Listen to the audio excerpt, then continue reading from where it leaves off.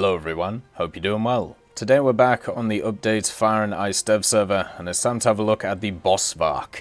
This is a new South African vehicle which is coming to the British tree in the next major update, and it's another AA, but it's absolutely huge.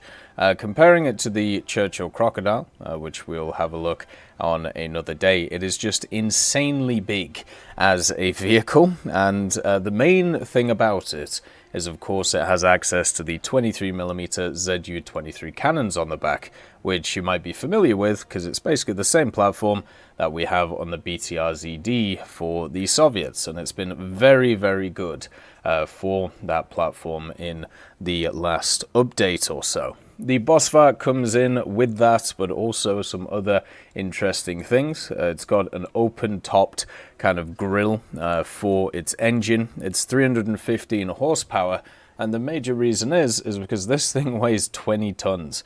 It's an absolutely huge vehicle with a massive transmission as well, meaning that it can canter forwards, as you can see, going at 100 kilometers an hour, but can't really go backwards too well. Which kind of sucks. All of the ammo is stored here, so if something goes pop, it'll be this bit. This thing actually might be a little bit hard to kill just because there's so much crew in it. It has 6 individuals, 2 which are open on the gun itself, and then 4 in the front, including 2 loaders, a commander, and a driver. It also has a radiator in the front of it, obviously to keep the engine running, and so it doesn't kind of burn out. When it comes to the armor, you're not looking at anything too crazy. You've got 60mm of bulletproof glass, which is really nice. So if you shoot there, maybe it won't go through with machine guns. But the rest of it is 6mm on the doors and then 10mm on the rest. So if somebody finds this thing and they even have something like a 7.62, they can technically kill this guy. It does have 30mm of structural steel, which runs along the bottom of it. The wheels are 10mm, and of course the gun itself is pretty low. I'm sure most people will target this area, and also target this area to make the thing go pop. Has this huge thing on the back as well, which I'm guessing acts as kind of a counterweight, and also storage area for many different things as well. So the vehicle itself is huge. It's just an absolutely massive vehicle, and its reload rate is a little bit slow at 11.5 seconds with the crew that I have, but the guns themselves, the 23mm, the ZU-23s, are incredibly good. They are very powerful, they have a really good high velocity fire rate, and also have access to a really nice muzzle velocity as well. Modification wise, it's pretty standard. You get artillery with this thing, you don't get scouting with it, and you get HEIT and also APIT. The difference is the amount of different shells in each of the belts. APIT has mainly API, so 51, 38, 19. Hefi, which is the main one for this, has obviously more damage towards planes. I'm sure most people will probably run APIT since the penetration isn't too bad on this thing, and you can catch a lot of light tanks off guard with it. It does have all the other stuff that you'll generally see from these things, but the main thing that happens is the turret rotation and the targeting speed, and you can see it's 51 degrees per second, which is fantastic for a vehicle like this. That's really nice to generally see.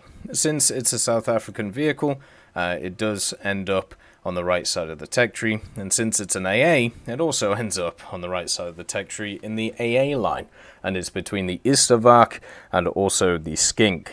So the Skink going up in BR recently means that the Bosvark now is at its own BR and can be used in the 4-7 lineup, which is super strong. Avenger, Churchill 7, and then also the incoming Churchill Crocodile and the Trizniek as well, along with the standard Sherman Firefly. So it has a really nice lineup around it, and not just for those ground vehicles, but also the aviation that it drags along with it. So another nice addition, not just for the British tech tree, but also for South Africa. And it's really cool that we're seeing all of these South African vehicles. The fact is, a ton of them are very unique, very different from each other, and just cool in general. They are stuff that you would never experience with any of the other vehicles that are in the game. So all you end up with is, you know, different stuff all the time, which is super nice. One of the problems with it is it can't shoot forward, obviously, because it has all of this stuff in the front. It also doesn't really do well on terrain which is outside of the general hard stuff that you get. But the main thing you use this for is, of course, the gun itself. And the gun is incredibly good. It's got a really nice fire rate. You can see there, just clipping a target and killing it. But also, the amount of rounds that you have is only 100 between two guns, so you really have to burst fire it to get the most use out of it. So even though this thing's pretty quick, it's going to be super easy to kill because it's the size of a mammoth, and it's only quick in certain situations when it's on hard setups. It just does look absolutely fantastic though. Like, I'm super happy to see this thing, just because of the fact that it's just a massive machine, and I feel like a lot of people are just going to have a bit of fun running around in it. The EVGA was pretty fun as well. It was a vehicle where you had a really, once again, high velocity, high firepower gun, and you could just wander around and just, you know, fire stuff and have a bit of fun with it. And this will be no different. Against slider targets, it will just be able to pop them super easily. It will be able to take them out in a really interesting and simple way, just rat-a-tat and dead, dead, dead. And then also, it will hopefully be able to just wander around, cap some points, and go from there. One of the issues with it, since it is an AA, is the fact that it's going to have to go against planes, and since it's a huge target and it will probably be subject to overpressure, and also with the fact that the guys on it are very much kind of by themselves on the back here. It's going to be super easy to kill for planes.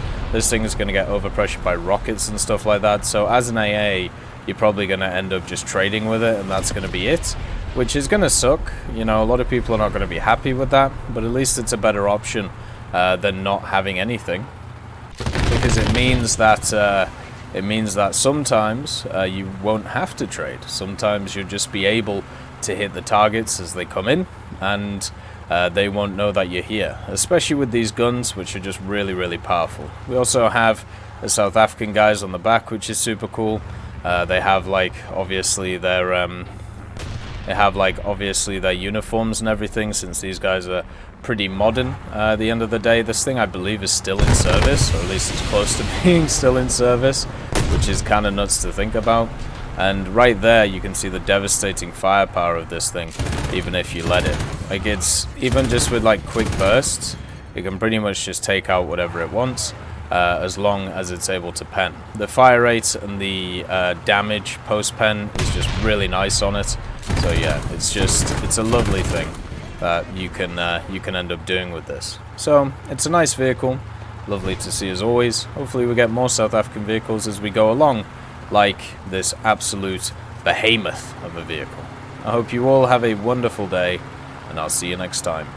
I'd like to thank Forge, Siegebreak, Carrion Crow, Nicholas Richardson, Elove Goat, Pyman, Winter Scientist, Merciless Reaper, Orange Tail, Teddy, Daniel Stanton, Moxie, B. Young, and also Sem Arslan, Wilkski, Uncle Bean, Derek R., Bareen, Lafouche, and Samuel Slick for supporting the channel.